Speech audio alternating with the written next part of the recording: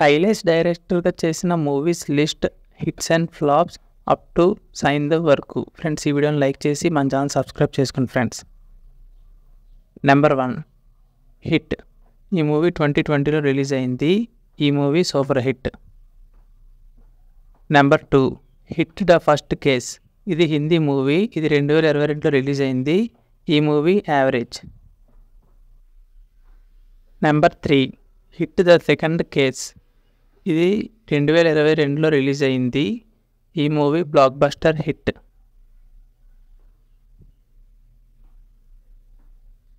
And number 4 Saindhav. ఈ movie 2024లో release అవ్వబోతుంది. ఈ మూవీ Jan 13, 2024లో రిలీజ్కి రెడీగా ఉంది.